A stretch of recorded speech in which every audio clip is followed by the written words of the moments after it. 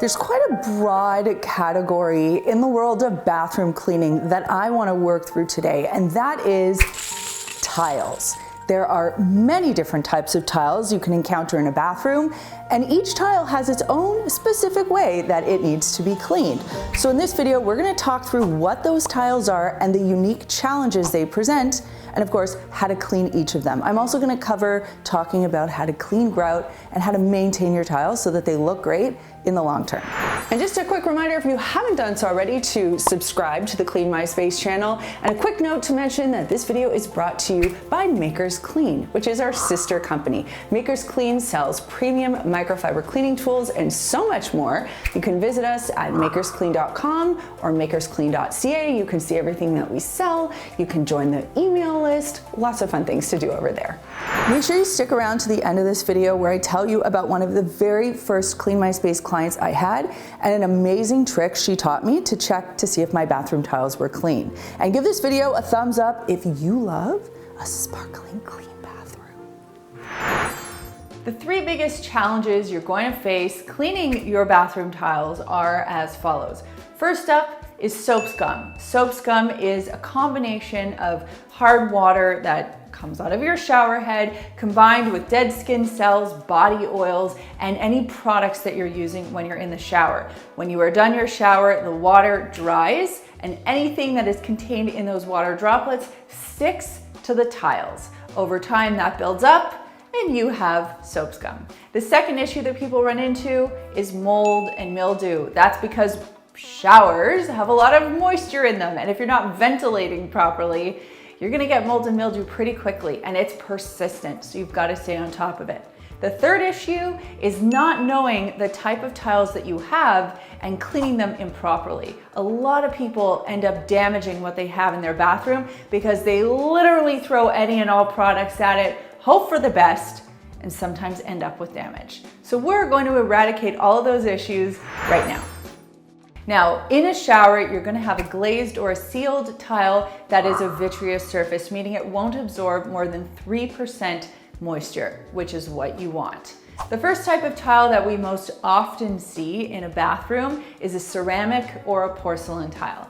This is what I have. It's very durable, it's very easy to clean. And in fact, when we were putting our bathroom together, that's exactly why we chose it. We wanted easy and not temperamental. For these, you don't have to worry too much about the products that you're using. You can't really damage them with products, but you do want to make sure that you're using a non-scratching tool because you don't want to ruin the finish. Cement tiles are also popular for the bathroom, but you want to make sure that you're not using any acidic cleaners, whereas a porcelain or a ceramic tile can easily handle that. Next up are glass tiles. Now these are moisture resistant as well as stain resistant, so they're a good choice for the shower, but when it comes to cleaning, you want to make sure that you're not using anything that's abrasive. That goes for both products and tools. And then there's the big old umbrella category of natural stone. You know it. It's granite, marble, limestone, slate, quartz, and I'm missing one. Travertine. Travertine, that's the one. There are beautiful choices. You can get them in a high polish finish or kind of like a more raw, unpolished finish. They're pretty durable. They look beautiful, but you've got to be really careful when it comes to cleaning them. An acidic product can etch or mar or stain, essentially ruin those tiles. So you've got to make sure that you're using the right product. And in terms of tool, again, I would treat them very carefully. Some are softer than other, and the last thing you want is an inconsistent scratch because you tried scrubbing somewhere and you noticed that the tool that you were using was a little too abrasive. So stick to a very pH neutral cleaner and a pretty gentle tool. When it comes to cleaning ceramic or porcelain tiles, these are the most durable and they can handle just about any product that's appropriate for tub and tile cleaning, whether it's something that you make or something that you buy. And yes, there are plenty of great store-bought products that you can use. I always like starting off with something simple, something that I make at home, and then if that's not working, like if I were in a professional cleaning situation or I hadn't cleaned my shower in a really long time and the soap scum was really bad, perhaps I'd buy a store-bought product and try something a little bit more powerful. That said, we have amazing DIY recipes and I would always start there first. I'll put a link to our 50 DIY cleaning product recipes down below for you to check out. So for the tub and tile cleaner, it's just equal parts dish soap and vinegar. I would use a half cup of each. You can add 10 drops of your favorite essential oil just to make it a little bit more fun. And the technique that you're using here is you're spraying the product on the tile and you're gonna let it sit for a few minutes, 5 minutes if it's, you know, a relatively clean shower. And if it's sort of dirty, you can let it sit for up to 10 minutes. The idea here is you don't want to spray it on and let it dry. You want to spray it on and let it sit while it's soaking wet. So really hose those tiles down. A wet product is a product that works.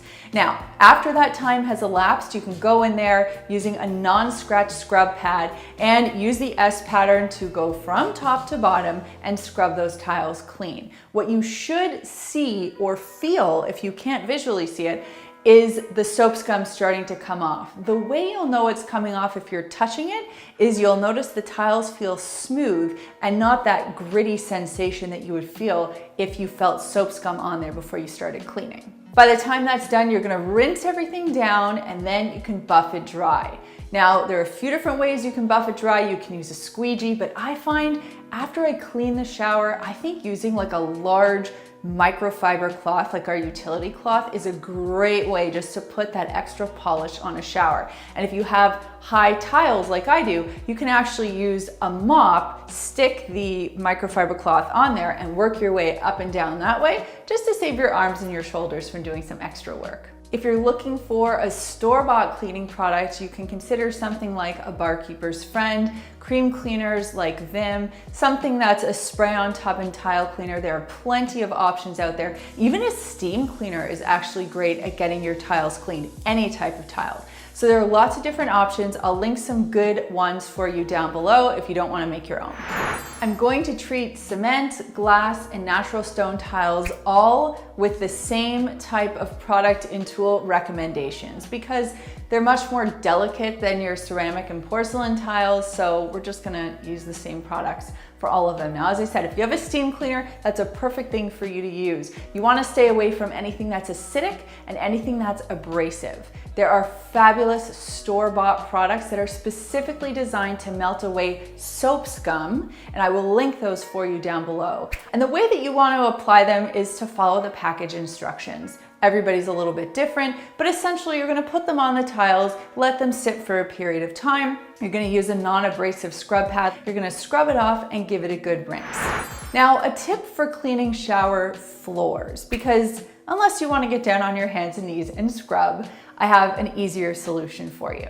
You can use something called a deck brush. It's a pretty easy thing for you to find online. You would need a rectangular sized bucket, and then you can dilute your cleaning product into that bucket. Alternatively, you can kind of squirt it on the floor, and then you can agitate it with the deck brush. That way you don't have to get down on your hands and knees and do the scrubbing. Hey, if you want the exercise, I'm not gonna stop you, but if for whatever reason you don't wanna do that or you have a mobility issue, that's a great alternative. Finally, I'm gonna tell you this about cleaning showers. I always start with the tiles first and I do the floors last. In fact, you wanna keep the floors as dry as possible so that you don't slip. And when you're doing the floors, you wanna start at one side of the shower that's the side that's closest to the back corner, and you wanna work your way out so that way you're not stepping over anything that's really wet. And now, the thing that holds it all together, grout. Grout is the binder that holds your tiles in place and also prevents moisture from getting in. But funnily enough, grout is porous. So every time you shower, it is absorbing a little bit of something that you might not want getting behind the wall. Whether that's moisture or the stuff that's coming off your body, the stuff that's contained in soap scum, that's also getting into your grout. The only difference between your tile and your grout is it's really hard to penetrate the grout and get all the dirt out. To clean your grout, you can do a couple of different things. A great DIY recipe is to use 1 part hydrogen peroxide to 2 parts baking soda. You can whip up a paste and apply it with a cleaning toothbrush, let it sit for about 10 minutes, and then give it a good scrub. Rinse it and buff it dry. Now, if you have a really stained tile and you want to up it, you can mix up a solution of oxygen bleach like OxiClean, and you can apply that instead. Something else you can consider doing if you notice that your grout gets pretty dirty pretty quickly is to apply a grout sealant. This is pretty simple. You pick it up, you clean your grout, you let everything dry, and then you apply it with a paintbrush. You don't have to be a Michelangelo, you just have to follow the instructions and let it dry. That sealant is going to protect your grout for a good period of time, several months, from anything getting in there, which means it'll retain its beautiful color and you don't have to worry about scrubbing it clean so much. Another maintenance thing to do if you have natural stone tiles in your shower is to seal it. You can pick up a natural stone sealant, you don't have to get this brand. Any reputable brand will be fine. You follow the package instructions, apply it accordingly, and the most important thing is that it beautifies it, which means it restores it to its original glory, but it also protects it from stains and damage and so on and so forth. You can read about the frequency in which you should be sealing it on the particular product itself, but it is a good habit to get into. In the bathroom, particularly in the shower, there's going to be an ongoing battle between you getting clean and you preventing mold and mildew from building up in there. The easiest way to do that is to stay on top of the moisture in the shower, which means after every shower, every family member picks up a squeegee and swipes the walls. Also, ventilate during and for at least 30 minutes after your shower. That way, you won't have tropical destination environment in your bathroom, which is perfect for mold spores. Now, if you happen to notice any mold or mildew building up, first of all, try to get into that habit of removing moisture like I just talked about, but you can also treat it with a few different product options. You can of course DIY it. You can use an equal parts bleach and water solution to try and tackle it. If you're not a bleach fan, you can use oxygen bleach to try and do it, or you can pick up a store-bought product. If you've watched Clean My Space videos, you know for years I've talked about this product, Concrobium. I've had great results with it. You can pick up mold and mildew products. It doesn't have to be this one. You would follow the package instructions. You want to spray it onto the surface, let it sit for the prescribed amount of time, scrub it off and rinse it clean. You might have to retreat the area several times to remove the staining and to provide a level of protection from mold and mildew coming back.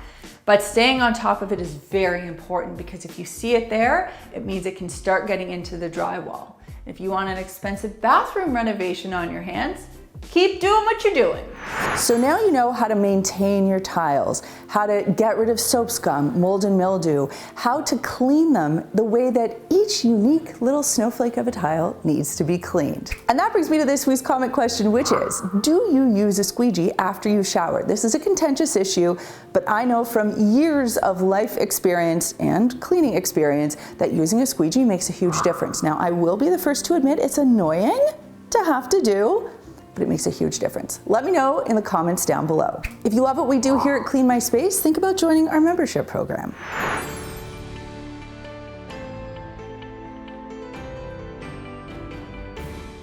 And let me tell you that story quickly about the Clean My Space client who I met that taught me an amazing trick about cleaning tiles. She was blind, and the way that she knew if something was clean or not was by using her fingers. So what she would do is she would run her hands along the surface in a bathroom, and that's how she knew if something was dirty and if we did a good job. So if the tiles, which should feel smooth when they're clean, felt a little bit textured, she knew that there was soap scum there. But if she ran her hands along and they felt nice and glassy and glossy and smooth, she knew we did our work. So when you are cleaning, remember, you can always use the hand test or the feel test. I even talk about it in my book. Now, if you thought me teaching you how to clean tiles in your bathroom was efficient, you will love this video, which is cleaning strategies for busy families that actually work. So you can go check that out. If you haven't done so already, make sure that you subscribe to the Clean My Space channel. Thanks so much for watching, and we'll see you next time.